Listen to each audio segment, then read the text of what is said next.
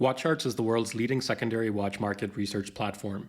Dive into the data yourself at WatchCharts.com. The Rolex Explorer.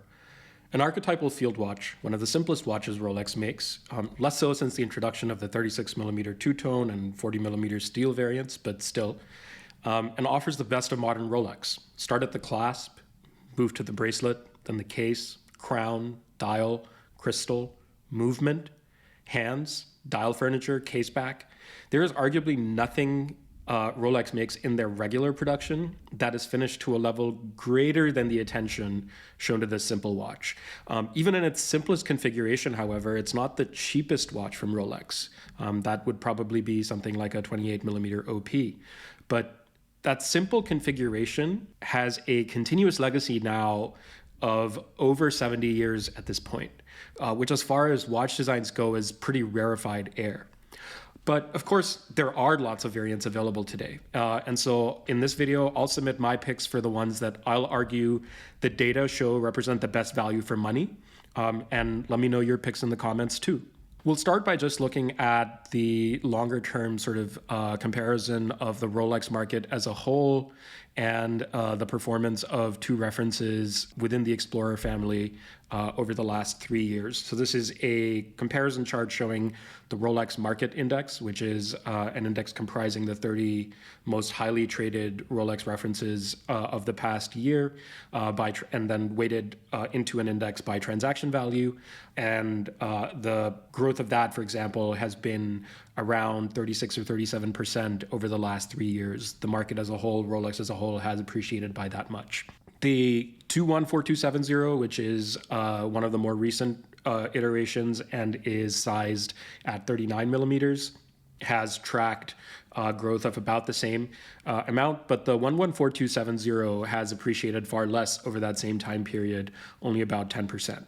So the takeaway from this is basically that the Explorer in any of its iterations is not really a hype watch, because even at the peak, neither of these watches rose more than, in the case of the larger size, about 60%, whereas the market overall peaked considerably more than that. And even while the Explorer was elevated in its price, it stayed so for a longer period of time. And so the trend necessarily did not follow what the rest of the market was following, which was primarily driven by integrated bracelets, stainless steel sports watches. So this is very much sort of like not quite an insider baseball watch, but not one that receives as much hype as a lot of other watches from Rolex receive. So in making our suggestions for the best value for money picks, given at this point that there have been a few different sizes available, what we're going to do is make our suggestion for the pick at 36 millimeters first. And at that size, there's 4 references under consideration. The current generation, current production 124270 in steel and 124273, which is two-tone. They currently trade on the market at around $8,500 and $11,100 respectively. And the steel one trades basically a little bit above what it would cost you to walk out the store after having paid taxes and whatnot. And the two-tone actually loses a little bit of value on the secondary market, so trades a little bit below its retail value. The 114270 is the generation that came before the generation previous to the 124270. So it ran from basically 2001 to 2010. And this has a current market price of about $6,100. And of course, because it's an older variation, and so you're going to see a lot more variability in the quality of the listings for this watch, the volatility reflects that, and it's roughly double what it is for the current production models.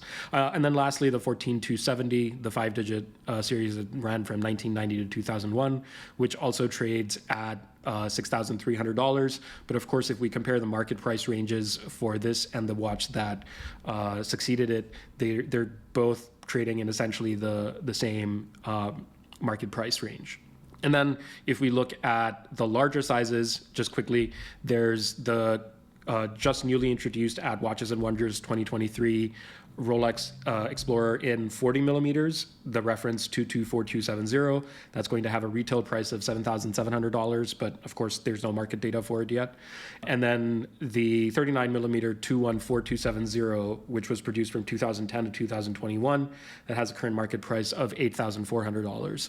And then there's a couple of Tudors, the Tudor Ranger reference that I'll talk about in more detail when we get to the 40 millimeter section. But let's talk about the 36 millimeter range in a little bit more detail here quickly. What I would suggest is the best value for money pick at this size and of these four watches is actually the reference 114270. And this watch has 100 meters of water resistance with a screw-down crown, 36 millimeter case diameter, 11 millimeter case thickness, 20 millimeter lugs, so that's wider than the current generation lug width. The Rolex 3130 movement, which is the same as what you would get in a 6-digit sub of that era, so a 40 millimeter sub reference 114060 that currently trades for more than $10,000. This watch has the identical movement. The newer 124270 is not worth it at $8,500, where you're paying a $2,400 premium, give or take, on the secondary market for essentially the following differences. And it's up to you to decide, whether those are worth $2,400. But in my opinion, they are not. You're paying basically for going from 20 millimeter lugs to 19 millimeter lugs.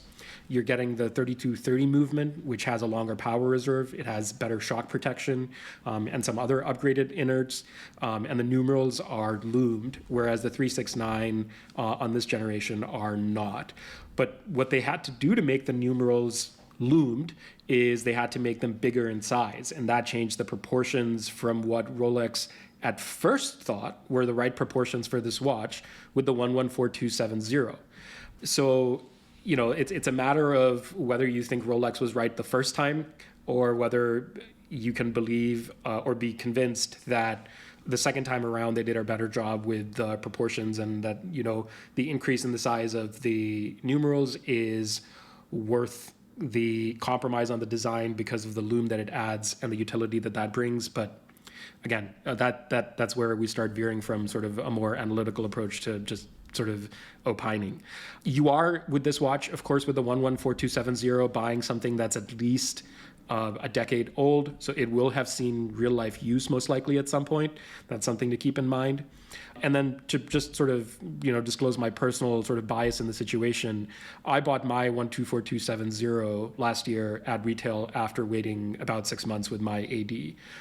But if I were buying today on the secondary market, for me, the 17% premium over retail is in the annoying low range where I'd just rather not pay it and get the 114270 instead, which offers an indistinguishable experience on many fronts of the ownership and wearing experience for the Rolex Explorer.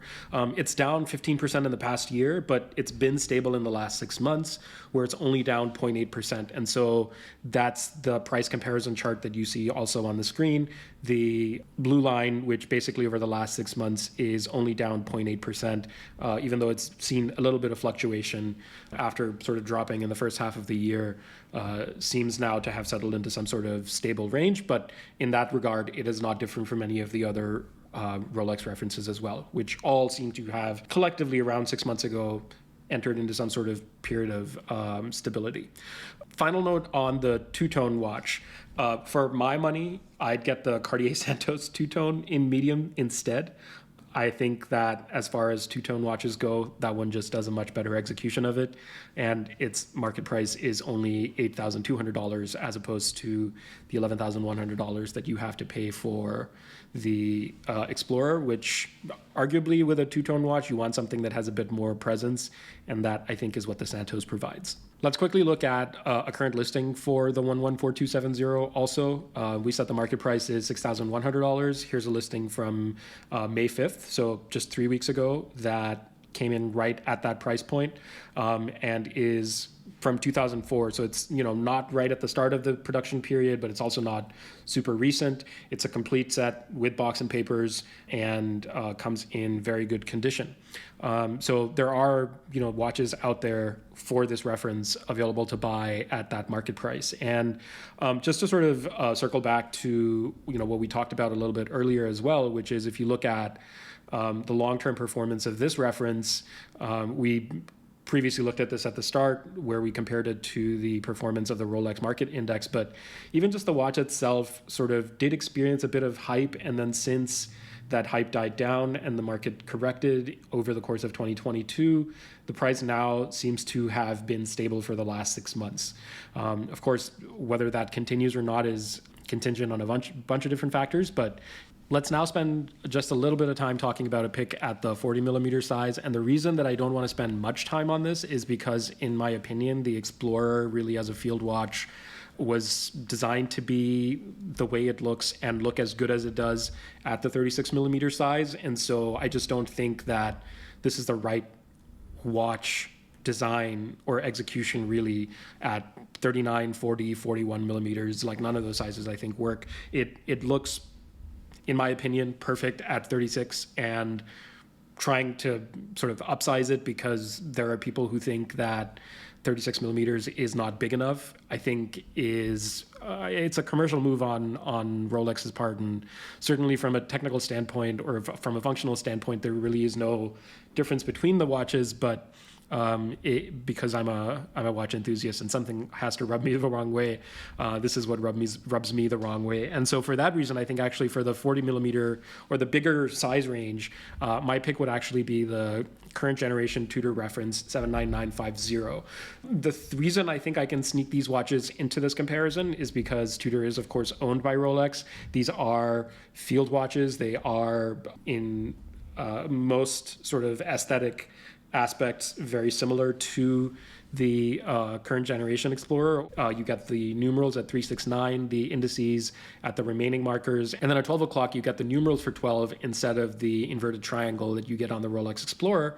And then the size or the bezel surrounding the case, the water resistance, even from a technical standpoint, essentially these watches are identical. It's just that they are priced at a lower price point than Rolex, just because they in some ways don't say Rolex on the dial, but of course from a technical standpoint also they are slightly inferior. And so this is a watch that's been fairly stable at around $2,400 since it came out and became available on the secondary market. And so value retention is not great. So if you want to just enjoy sort of wearing a larger sized field watch and see whether that's something that you would want to invest in as part of your collection for the longer run, the way I would do it is probably buy the 39 millimeter current generation Ranger, and then see whether I even, sort of stick with the look, or if that's sufficient to sort of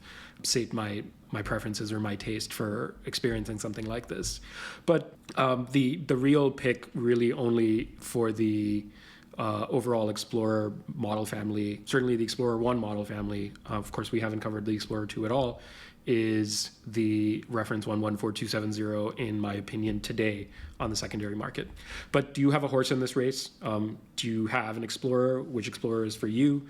I obviously bought the 124270 at retail.